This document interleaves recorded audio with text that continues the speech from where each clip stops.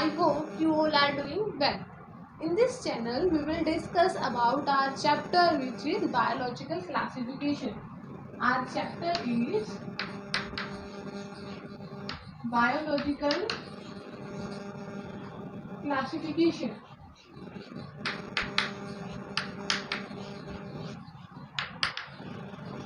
और इससे पहले हम जो क्लासिफिकेशंस पढ़ चुके हैं in previous video part 1 and part 2 we already discussed about some of them classifications. Now we will discuss about our 5 kingdom system of classification. R. H. Whittaker in 1969 में R.H. Whittaker ने दी थी, R.H. Whittaker sir ने दी थी 1965 में classification दी थी which is 5 kingdom का capital होता है किंगडम सिस्टम ऑफ क्लासिफिकेशन.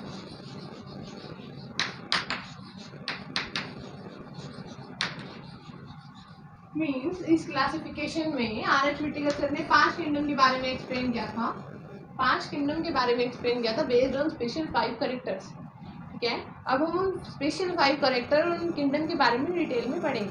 सबसे पहले मैं उनको एक टेबल के थ्रू एक्सप्लेन करूंगी. उसके बाद एक और क्लासिफिकेशन पेंडिंग है, उसको एक्सप्लेन करेंगे. उसके बाद हम अपना फर्स्ट किंगडम को डिटेल में पढ़ना स्टार्ट करेंगे. इस चैप्टर में हम फर्स्ट, सेकेंड, थर्ड किंगडम को डिटेल में पढ़ेंगे. क्लियर है इतना? तो let us start. About our first character is cell structure.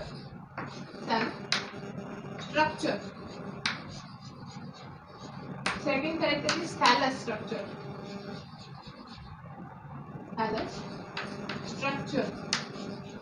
Third one is mode of nutrition.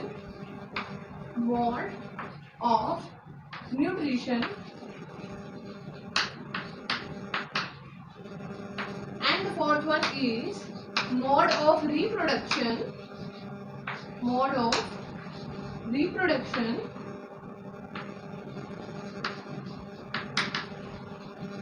And the next one is phylogenetic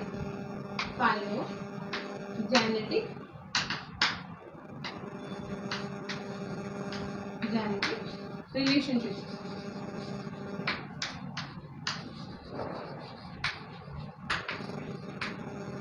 ये कैरेक्टर्स थे. First character is cell structure, second is thallus structure, and the third one is mode of nutrition, fourth one is mode of reproduction and fifth one is phylogenetic relationship. Means phylogenic को follow कर.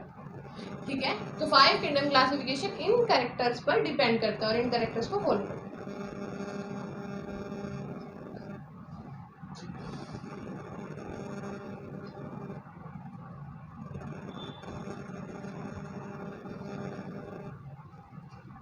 Next अब हम इसको बोलेंगे complexity. Cell structure में क्या explain किया था उसने? कॉम्प्लेक्सिटी ऑफ सेल की कॉम्प्लेक्सिटी को एक्सप्लेन किया था. और इसमें क्या एक्सप्लेन किया था? थैलस स्ट्रक्चर में उसने एक्सप्लेन किया था कॉम्प्लेक्सिटी ऑफ ऑर्गेनिज्म. ठीक है, इन कैरेक्टर्स के बेसिस पे उसने हमको 5 किंगडम में डिवाइड किया था. तो वो 5 किंगडम कौन कौन से थे? First is Monera, second kingdom is protista,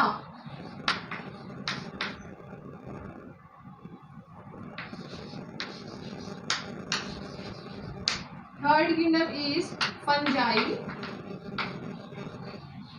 that means mycota. Fungi को माइकोटा बोलते हैं. The fourth kingdom is Plantae, and the fifth and last kingdom is animalia.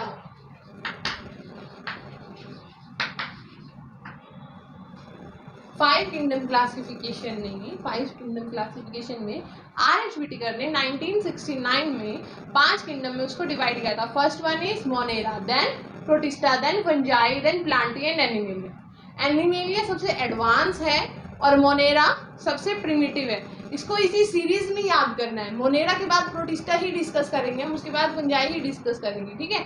इसको प्लेस मार्क कर देना कि मोनेरा के बाद एनिमेलिया, एनिमेलिया के बाद फंजाई, फिर प्लांटी, ऐसे नहीं करना, ठीक है। ये फाइलोजेनी को फॉलो करता है और फाइलोजेनी पता है इवोल्यूशनरी ट्रेंड को फॉलो करती है। मीन्स की जो सबसे पहले आए थे, इवोल्व हुए थे, वो पहले आएंगे, और जो उसके बाद में आए थे एडवांस वाले, जिनके अंदर स्पेशल कैरेक्टर हैं, एडवांस स्ट्रक्चर है जिनका, या कॉम्प्लेक्सिटी प्रेजेंट है, वो लेटर ऑन हम उसको डिस्कस करेंगे। तो इसी सीरीज में हम उसको डिस्कस करते हैं। तो इसीलिए सबसे पहले जो हम डिस्कस करेंगे Monera, after that protista, protista के बाद फंजाई या माइकोटा, उसके बाद प्लांटी एंड देन एनिमेलिया, ठीक है। उसने R.H. विटेकर सर ने इसको 5 किंगडम में डिवाइड किया था। इतना क्लियर है। अब हम उसकी टेबल के बारे में डिस्कस करेंगे जो एनसीईआरटी में गिवन है, कि इनके कौन कौन से करेक्टर सिमिलर हैं, कौन कौन से डिफरेंस हैं। सबसे इंपॉर्टेंट करेक्टर, ऊपर से ज़्यादा डिटेल में नहीं जा रहे अभी, ऊपर से पढ़ेंगे, जो एनसीईआरटी में टेबल गिवन है उसके बारे में डिस्कस करेंगे, ठीक है। आफ्टर दैट फिर हम उसको एक क्लासिफिकेशन और डिस्कस करेंगे, उसके बाद हम इन किंगडम्स को डिटेल में स्टडी करेंगे। क्लियर है? Okay, yes. Now we will discuss about our topic, which is classification of 5 kingdom classification, 5 kingdom system of classification, ठीक है। 5 किंगडम कौन कौन से थे? मोनेरा, प्रोटिस्टा, फंजाई या माइकोटा, प्लांटी और एनिमेलिया, ठीक है। तो सबसे पहले मैंने यहाँ पे मेंशन किए हैं मोनेरा, देन प्रोटिस्टा, फंजाई यानी माइकोटा, प्लांटी एंड एनिमेलिया, ठीक है। हियर आई मेंशन 5 कैरेक्टर्स जिनके बारे में हम डिस्कस करेंगे। तो पहला कैरेक्टर है सेल टाइप। सेल टाइप के बेसिस पे इसको अलग अलग कैटेगरीज में डिवाइड किया गया। तो सबसे पहली क्लासिफिकेशन हुई है वो सेल टाइप के बेसिस पे हुई है। इसको इसी ऑर्डर में, इसी सीरीज में याद रखना है, ठीक है। तो पहली क्लासिफिकेशन सेल टाइप के बेसिस पे हुई है। सेल याद है, तुमने 9th क्लास में भी पढ़ा हुआ है कि व्हाट इज सेल, सेल क्या होता है, और अच्छे से डिटेल में उसके ऑर्गेनल्स के बारे में पढ़ा हुआ है। 11th क्लास चल रही है और इसमें भी तुम सेल थर्ड यूनिट में सेल को डिटेल में पढ़ोगे, ठीक है। तो अब हम डिस्कस कर रहे थे सेल 2 टाइप के थे, प्रोकैरियोटिक एंड यूकैरियोटिक। प्रोकैरियोटिक ऐसे सेल, प्रिमिटिव सेल्स होते हैं, यानी वो जो पहले हुआ करते थे, ऐसे सेल्स जिसमें जो न्यूक्लियस है हम उसको क्लियरली डिस्टिंग्विश नहीं कर सकते। मतलब न्यूक्लियर मटेरियल तो प्रेजेंट है पर हम उसको अलग से डिफरेंशिएट नहीं कर सकते कि ये न्यूक्लियस है, समझ आया? That's why we call it as prokaryotes. Means pro means before, karyotes means nucleus. उस टाइम की सेल्स या उतनी प्रिमिटिव सेल्स जिसमें अभी तक न्यूक्लियस क्लियरली विजिबल ही नहीं हुआ है, या हम उसको डिफरेंशिएट ही नहीं कर सकते। Karyotic means nucleus and eukaryotic means जिसमें true, eu means true, karyotic means nucleus जिसमें ट्रू न्यूक्लियस प्रेजेंट है, ठीक है। तो सबसे पहले जो पहला किंगडम उसको अलग रखा था, इसके बेसिस पे रखा था कि वो प्रोकैरियोटिक है और बाकी सब किंगडम यूकैरियोटिक थे। तो देखो यहाँ पे सिर्फ किंगडम मोनेरा ही प्रोकैरियोटिक है, बाकी सब यूकैरियोटिक है, ठीक है। यूकैरियोटिक अब तो समझ में आ गया। Cairo means nucleus. न्यूक्लियस तो पता होगा सेल के बॉडी के अंदर प्रेजेंट होता है, सेल के अंदर प्रेजेंट होता है, ठीक है। नेक्स्ट टॉपिक है सेल वॉल। सेल वॉल देखेंगे तो फिर जो मोनेरा किंगडम में इन्वॉल्व किए हैं उनकी सेल वॉल पॉलीसेकेराइड और अमाइनो एसिड से बनी होती है। पॉलीसेकेराइड मीन्स कार्बोहाइड्रेट्स, ठीक है। कार्बोहाइड्रेट्स और अमाइनो एसिड से क्या बनते हैं? प्रोटीन बनते हैं, पर इनका स्ट्रक्चर इतना कॉम्प्लेक्स नहीं होता, they can not carry protein. तो इनकी बॉडी उनके स्मॉलेस्ट सिंपलर स्ट्रक्चर से बनी होती है।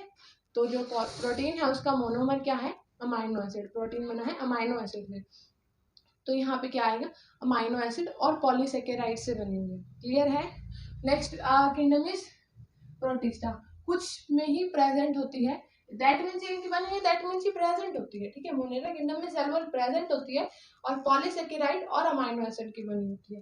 किंगडम प्रोटिस्टा की बात करें तो प्रेजेंट होती है कुछ ही ऑर्गेनिजम्स में, इसके किंगडम में कुछ ही ऑर्गेनिजम्स में प्रेजेंट होती है, ठीक है। फंजाई की बात करें तो प्रेजेंट होती है पर वो सेल्यूलोज की नहीं बनी होती है। क्लियर है? सेल्यूलोज की सेल वॉल नहीं होती फंजाई किंगडम में, सबसे इंपॉर्टेंट बात है, ठीक है। उसके बाद है प्लांटी। प्लांटी का सबसे मेन कैरेक्टर ये है कि उसमें सेल वॉल प्रेजेंट होती है और वो सेल्यूलोज की बनी होती है। और ऐसे प्लांट्स की जो सेल्स होती हैं वो सेल वॉल की ही बनी होती है, सेल वॉल प्रेजेंट होती है और वो सेल वॉल हमेशा सेल्यूलोज की ही बनी होती है। और हमारी बॉडी में हम ह्यूमन बींग्स सेल वॉल यानी उस सेल्यूलोज को डाइजेस्ट नहीं कर सकते, उसको डाइजेस्ट करने के लिए सेल्यूलोज होता है, दैट्स व्हाई हम घास खा के जिंदा नहीं रह सकते। इतना तो पता होगा, ये बेसिक चीजें हैं जो तुम अर्लियर क्लासेस में पढ़ के आए हो, ठीक है। तो और हमारी बॉडी में सेल वॉल एब्सेंट होती है। 8th क्लास में ही आ जाता है कि सेल, प्लांट सेल और एनिमल सेल, प्लांट सेल में सेल वॉल प्रेजेंट होती है, एनिमल सेल में एब्सेंट होती है। बस यही बात है कि यहाँ प्रेजेंट होती है, सेलुलोज की बनी होती है, यहाँ एब्सेंट होती है। प्लांट की वॉल सेलुलोज की बनी हुई, बाकी किसी भी किंगडम में प्लांट की वॉल सेलुलोज की नहीं बनी हुई। क्लियर है इतना? अब हम नेक्स्ट कैरेक्टर पे चलते हैं। Our next character is nuclear membrane. अभी मैंने समझाया कि प्रोकैरियोटिक सेल्स वो सेल्स होती है जिनमें न्यूक्लियस की वेल डिफाइंड मेम्ब्रेन नहीं होती। दैट्स व्हाई हम डिफरेंशिएट नहीं कर सकते कि ये न्यूक्लियस है। क्लियर है? तो सिर्फ प्रोकैरियोटिक सेल्स ही ऐसी सेल्स होती हैं जिनमें न्यूक्लियर मेम्ब्रेन एब्सेंट होती है। बाकी सभी सेल्स में न्यूक्लियर मेम्ब्रेन प्रेजेंट होती है। बाकी सभी कौन सी होती है? यूकैरियोटिक होती है। तो यहाँ न्यूक्लियर मेम्ब्रेन एब्सेंट होगी, बाकी सब में प्रेजेंट होगी। पी मींस प्रेजेंट, ठीक है, शॉर्ट फॉर्म में लिख दिया। तो सब में प्रेजेंट होगी, सिर्फ किस में एब्सेंट होगी? जिसमें प्रोकैरियोटिक सेल्स होंगी, और प्रोकैरियोटिक सेल्स मोनेरा में होती है तो मोनेरा में एब्सेंट होगी। इतना क्लियर है? उसके बाद जो है हमारी बॉडी ऑर्गेनाइजेशन। तो सबसे प्रिमिटिव ऑर्गेनिज्म से चल रहे हैं सबसे एडवांस की तरफ। तो बॉडी ऑर्गेनाइजेशन सबसे प्रिमिटिव की सबसे सिंपलेस्ट होगी, सबसे एडवांस की सबसे कॉम्प्लेक्स होगी। तो जो सबसे प्रिमिटिव है उसकी सबसे सिंपलेस्ट बॉडी ऑर्गेनाइजेशन क्या हो सकती है? देखो, बॉडी ऑर्गेनाइजेशन में हमने सेलुलर लेवल पढ़ा था, फिर मल्टी सेलुलर या टिश्यू, टिश्यू के बाद क्या आते हैं? ऑर्गन्स, ऑर्गन्स के बाद क्या आते हैं? Organ system. तो सिमिलरली हम सबसे प्रिमिटिव में कौन से आएंगे? सेलुलर लेवल मींस इनकी बॉडी सिर्फ सेल से बनी है। ये भी प्रिमिटिव है, ये भी सिर्फ सेलुलर लेवल पे, यानी ये भी यूनिसेलुलर है, ये भी यूनिसेलुलर है। उसके बाद ये आते हैं मल्टी सेलुलर मीन्स अब इसमें और इसमें जो एडवांस कैरेक्टर है जिसमें हम इसमें डिफरेंशिएट कर सकते हैं, प्रोटिस्टा होते हैं यूनिसेलुलर, फंजाई होते हैं मल्टी सेलुलर या फिर टिश्यू सिस्टम प्रेजेंट है। Means multi cellular, multiple cells, बहुत सारी सेल्स मिलकर टिश्यू बनाती हैं। और टिश्यू क्या होता है ये भी तुम ऑलरेडी पढ़ के आए हो। नहीं पढ़ के आए तो मैं फिर से पढ़ा दूंगी, कमेंट करके बता देना कि इस टॉपिक को पढ़ना है, मैं दोबारा पढ़ा दूंगी, ठीक है। तो मल्टी सेलुलर ऑर्गेनिजम्स हो सकते हैं या फिर टिश्यू सिस्टम प्रेजेंट हो सकता है। प्लांटी में ऑर्गन सिस्टम भी हो सकता है और टिश्यू सिस्टम भी हो सकता है, ठीक है। और ह्यूमंस में या फिर एनिमलिया में टिश्यू, ऑर्गन सिस्टम, तीनों टाइप के सिस्टम्स प्रेजेंट हो सकते हैं। वैरी करता है कि कौन सी टाइप का वो ऑर्गेनिज्म है। एनिमलिया में भी मिलियंस ऑफ स्पीसीज प्रेजेंट है, मिलियंस में। क्लियर है? तो बहुत सारे टाइप के ऑर्गेनिजम्स प्रेजेंट हैं, इसलिए बहुत सारी वैरायटी प्रेजेंट हो सकती है। तो हम ये नहीं कह सकते कि हम हैं organ system level of organisation तो एनिमलिया के सभी ऑर्गन सिस्टम होंगे, नहीं, उनमें कुछ टिश्यू सिस्टम भी होंगे, कुछ ऑर्गन भी होंगे, कुछ ऑर्गन सिस्टम भी होंगे। क्लियर है इतना? हम तो सबसे एडवांस में आ जाते हैं। Mode of nutrition, mode of nutrition देखो यहाँ पे, देखो मोड ऑफ न्यूट्रिशन याद हो क्लास 10 चैप्टर 1 लाइफ प्रोसेसेस, उसमें तुमने पढ़ा था मोड ऑफ न्यूट्रिशन, और उससे पहले भी 8th क्लास में आता है, 8th या 7th क्लास में, 7th क्लास में आता है I think. Mode of nutrition में हमने न्यूट्रिशन को 2 मोड्स में डिवाइड किया था, autotrophic nutrition, heterotrophic nutrition. Autotrophic जो अपना खाना खुद बना सकते हैं, हेटरोट्रॉफिक जो दूसरे पे डिपेंड करते हैं। ऑटोट्रॉफिक में 2 टाइप पढ़ाए थे, कीमो ऑटोट्रॉफिक और फोटो ऑटोट्रॉफिक। कीमो में जो केमिकल्स पे डिपेंड करते हैं, इनऑर्गेनिक केमिकल्स पे डिपेंड करते हैं, ठीक है, और लाइट पे डिपेंड करते हैं। हेटेरो में जो ऑर्गेनिक केमिकल पे डिपेंड करते हैं, दैट मींस डिकम्पोजर्स या सैप्रोफाइट्स, यानी dead decay matter. Dead decay matter में ऑर्गेनिक केमिकल्स होते हैं, क्लियर है ना। वहां हमने इनऑर्गेनिक की बात की, हम ऑर्गेनिक केमिकल्स की बात करें, यानी डेड डिके मैटर, ठीक है। तो डिकम्पोजर्स यानी सैप्रोफाइट्स, या फिर हम बोल सकते हैं होलोजोइक, जिसके अंदर हम कौन कौन से पढ़े थे। होलोजोइक में आते हैं हर्बीवोरस, कार्निवोरस, ओमनिवोरस। जो प्लांट प्रोडक्ट खाते हैं, कार्निवोरस एनिमल प्रोडक्ट, एनिमल्स पे ईट करते हैं, ठीक है, और ओमनिवोरस जो दोनों पे ईट कर सकते हैं। वो तीनों जो कैटेगरीज थी वो होलोजोइक में आती है, मींस सॉलिड फूड पार्टिकल्स पे ईट करते हैं। और थर्ड जो थी, जो हमने पढ़ी थी, पैरासिटिक। पैरासिटिक याद है ना, होस्ट और पैरासाइट वाली रिलेशनशिप। जो पैरासाइट है वो होस्ट की बॉडी पे रहता है और उसकी बॉडी से जो न्यूट्रिएंट्स है वो कंज्यूम करता है, जिसको हमने पैरासिटिक रिलेशनशिप या पैरासिटिक न्यूट्रिशन भी पढ़ा था। तो जस्ट मैं इसको रिमाइंड करा रही थी ताकि जब ये टेबल पढ़ाऊं तुम्हें याद आ जाए। तो देखो, मोड ऑफ न्यूट्रिशन में मोनेरा ऐसे ऑर्गेनिजम्स में है जो अपना खाना खुद बना लेते हैं, ऐसे ऑर्गेनिजम्स में है जो दूसरों पे डिपेंड करते हैं। अपना खाना खुद ये बना सकते हैं। देखो ध्यान से देखो, सिर्फ मोनेरा के ही ऐसे ऑर्गेनिजम्स हैं। देखो फोटो ऑटोट्रॉफिक मींस लाइट यानी फोटोसिंथेसिस का यूज करने वाले आगे भी पढ़ेंगे, ठीक है। मोनेरा के ही ऐसे ऑर्गेनिजम्स हैं जो कीमो ऑटोट्रॉफिक करते हैं, मींस इन ऑर्गेनिक केमिकल्स का यूज करके अपना खाना बनाते हैं। सिर्फ मोनेरा किंगडम में ही पढ़ोगे जिसमें कीमो ऑटोट्रॉफ्स आएगा, ठीक है। Inorganic, not organic, not just chemical, हमें यहाँ मेंशन करना होगा जो इनऑर्गेनिक केमिकल्स पे ईट करके अपना खाना बनाते हैं उनको हमने क्या कहा, कीमोटोट्रॉफिक, और जो सिर्फ और सिर्फ मोनेरा है, आगे नहीं आया है, ठीक है। उसके बाद हेटरोट्रॉफिक होते हैं, हेटरोट्रॉफिक होलोजोइक नहीं हो सकते, हर्बीवोरस कार्निवोरस टाइप नहीं हो सकते, क्योंकि ये माइक्रो ऑर्गेनिज्म है, ये इतने बड़े प्रोडक्ट पे ईट नहीं कर सकते हैं। तो ये कैसे हैं, ये सैप्रोफिटिक हो सकते हैं, मीन्स ऑर्गेनिक कंपाउंड पे ईट करने वाले, या हम इसको बोल सकते हैं डिकम्पोजर्स हो सकते हैं, ठीक है। और सेकंड हो सकते हैं पैरासिटिक, मीन्स दूसरे की बॉडी पे लीव करने वाले, उसको नुकसान पहुंचा के अपना फायदा लेने वाले, मीन्स उससे फूड कंज्यूम करने वाले, ठीक है। और देखो उसके बाद आते हैं प्रोटिस्टा। प्रोटिस्टा है ऑटोट्रॉफिक, ऑटोट्रॉफिक मीन्स अपना खाना खुद बना सकते हैं with the help of light, that means photosynthesis, ठीक है। उसके बाद हेटरोट्रॉफिक भी हो सकते हैं, अपने खाने के लिए दूसरे पे भी डिपेंड कर सकते हैं। Next is fungi. Fungi means heterotrophic. Fungi ऐसे ऑर्गेनिजम्स हैं जो अपने खाने के लिए या तो डेडिकेट मैटर पे ईट करेंगे या फिर क्या करेंगे, किस पे ईट करेंगे, अदर ऑर्गेनिजम्स पे। तो फंजाई में ही मशरूम आते हैं, हालांकि मशरूम एक प्लांट है बट स्टिल वो फंजाई किंगडम में आते हैं, हम उसकी स्टडी फंजाई में करते हैं, प्लांट किंगडम में नहीं करते। तो मुझे ये बताना कि जो मशरूम्स हैं वो यहाँ पे सैप्रोफाइटिक होंगे या पैरासिटिक होंगे, क्लियर है, ये तुम्हारा क्वेश्चन है आज का। उसके बाद है प्लांट्स। प्लांट्स तो ऑब्वियसली फोटोसिंथेसिस सबसे इंपॉर्टेंट कैरेक्टर किसका है, प्लांट्स का है, तो वो ऑटोट्रॉफिक है, और फोटो ऑटोट्रॉफिक भी कहते हैं हम इसको, क्योंकि ये फोटोसिंथेसिस के प्रोसेस से ईट करते हैं। नेक्स्ट इज यानी कि एनिमेलिया, सबसे एडवांस ऑर्गेनिजम्स, होलोजोइक न्यूट्रिशन होता है इनमें, मीन्स ये हर्बीवोरस हो सकते हैं, कार्निवोरस हो सकते हैं और ऑमनिवोरस हो सकते हैं। इसके अलावा सैप्रोफाइट्स भी हो सकते हैं। याद है अर्थवॉर्म, अर्थवॉर्म पढ़ा है ना, फार्मर्स फ्रेंड, क्या काम करता है, डिकम्पोजिशन का काम करता है, that's why we call it as a earthworm, क्योंकि वो मैन्योर बनाता है, वो भी एनिमेलिया किंगडम में ही आता है, इसलिए हमने यहाँ पे होलोजोइक भी लिखा है और सैप्रोफाइट्स भी लिखा है। क्लियर है इतना, तो ये तुम्हारी एनसीईआरटी वाली टेबल क्लियर है, ये कंप्लीट हो गया तुम्हारा 5 किंगडम क्लासिफिकेशन। अब जो हम नेक्स्ट क्लासिफिकेशन पढ़ने वाले हैं that is given by Carl whose.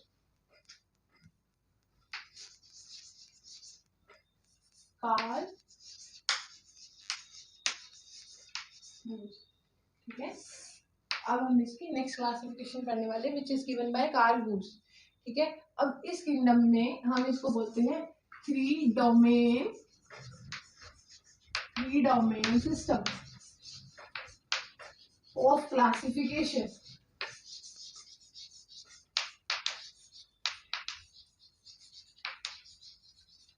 इसको हम क्या बोलते हैं, कार्ल हूस ने दी थी three domain system of classification. इसने थ्री डोमेन्स को सेंटर मान के 6 किंगडम के बारे में बताया था। कितने किंगडम के बारे में बताया था, 6 किंगडम।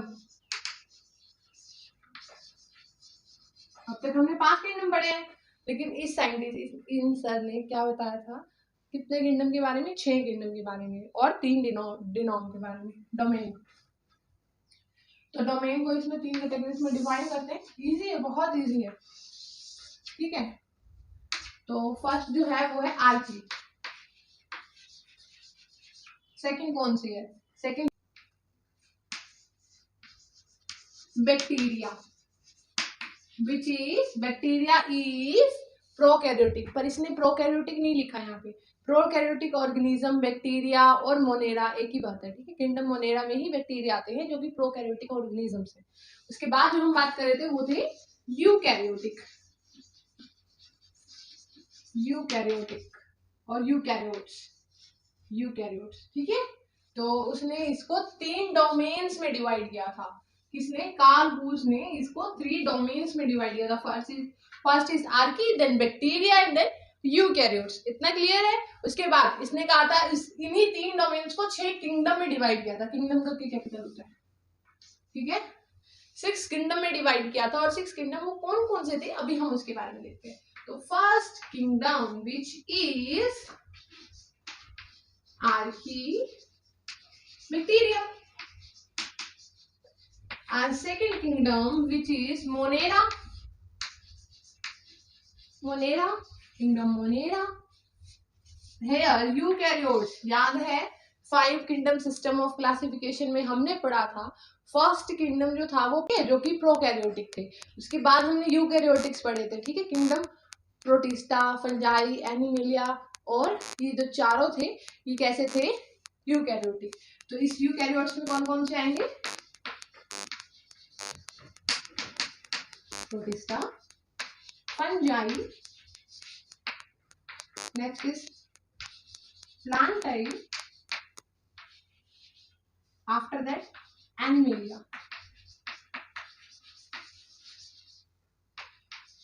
ठीक है, तो ये किंगडम थे। ध्यान से देखोगे तो इसमें भी वही 5 किंगडम को लिख रखा है, बस उसमें यूकैरियोट्स में 4 किंगडम डाल दिए, प्लांटी, एनिमेलिया, फंजाई और प्रोटिस्टा, इसमें मोनेरा डाल दिया, एक अलग से किंगडम बना दिया विच इज किंगडम आर्किबैक्टीरिया। ठीक है, इतना क्लियर है। तो इसका जो 3 डोमेन सिस्टम ऑफ क्लासिफिकेशन था या फिर 6 किंगडम क्लासिफिकेशन था, यही था। सिर्फ उसने 5 किंगडम में एक किंगडम और ऐड कर दिया, आर्किबैक्टीरिया, जो ऑलरेडी हम इन 5 किंगडम में पढ़ते हैं। ठीक है, बस उसने आर्किबैक्टीरिया को ही अलग किंगडम में डाल दिया। क्लियर है इतना? अच्छा, 5 किंगडम सिस्टम ऑफ क्लासिफिकेशन का सबसे इंपॉर्टेंट क्वेश्चन जो बच्चे हमेशा गलत करते हैं, which is maximum diversity in mode of nutrition और in nutrition, mode of nutrition कह सकते हैं या फिर इन न्यूट्रिशन कह सकते हैं। मैक्सिमम डाइवर्सिटी ऐसे कौन से किंगडम है जिसमें सबसे ज्यादा डाइवर्सिटी थी? याद हो तो हमने अभी भी 5 किंगडम पढ़े थे। 5 किंगडम में एनिमेलिया में नहीं थी, वो सिर्फ हेटेरोट्रॉफिक थे, प्लांटी सिर्फ ऑटोट्रॉफिक थे, और उसके बाद फंजाई पढ़ा था हमने, फंजाई सिर्फ हेटेरोट्रॉफिक थे, सैप्रोफाइट्स और पैरासाइट्स। ठीक है, उसके बाद हमने क्या पढ़ा था बताओ? उसके बाद हमने पढ़ा था प्रोटिस्टा। प्रोटिस्टा में कौन कौन से थे? दोनों थे, ऑटोट्रॉफ और हेटेरोट्रॉफ। पर प्रोटिस्टा में ऑटोट्रॉफ में सिर्फ ऑटोट्रॉफिक थे, कीमो ऑटोट्रॉफिक नहीं। अब हमारा जो सबसे पहला किंगडम था ना, मोनेरा, मोनेरा में ऑटोट्रॉफिक न्यूट्रिशन में भी आगे दोनों टाइप्स थे। मीन स्पेशल जो उसमें था वो था कीमो ऑटोट्रॉफिक, जो बाकी सब में नहीं था। ठीक है, तो फोटो ऑटोट्रॉफिक न्यूट्रिशन भी था, कीमो ऑटोट्रॉफिक न्यूट्रिशन भी था, सेप्रोफाइटिक न्यूट्रिशन भी था और पैरासिटिक न्यूट्रिशन भी था। तो सबसे ज्यादा डाइवर्सिटी इन न्यूट्रिशन कौन से किंगडम में थी? किंगडम मोनेरा में। कौन से किंगडम में थी? मोनेरा। तो सबसे इसका आंसर क्या आएगा? Kingdom Monera. क्लियर है? तो आज आपकी सारी क्लासिफिकेशंस जो इंपॉर्टेंट थी, जो competitive as well as NCERT और बोर्ड्स के पॉइंट ऑफ व्यू से इंपॉर्टेंट थी, ठीक है, बोर्ड्स में नहीं आता ये बट एनुअल एग्जामिनेशन में इंपॉर्टेंट थी, वो कवर हो चुकी है क्लासिफिकेशन, चाहे वो एनसीईआरटी में थी या नहीं थी, बट जो इंपॉर्टेंट थी वो कवर हो चुकी है। ठीक है, अब ये क्लासिफिकेशंस को अच्छे से पार्ट 1, पार्ट 2 और दिस वीडियो, ठीक है, इन 3 पार्ट्स को अच्छे से पढ़ लेना। ठीक है, नेक्स्ट वीडियो में हम डिस्कस करेंगे किंगडम मोनेरा को डिटेल में। इतना क्लियर है? अब कोई भी प्रॉब्लम हो कमेंट डाउन कर सकते हो और मुझे बता सकते हो। क्लियर है? या फिर मुझे इन्फॉर्म कर सकते हो मैसेज करके। Thanks for watching, that's all for today.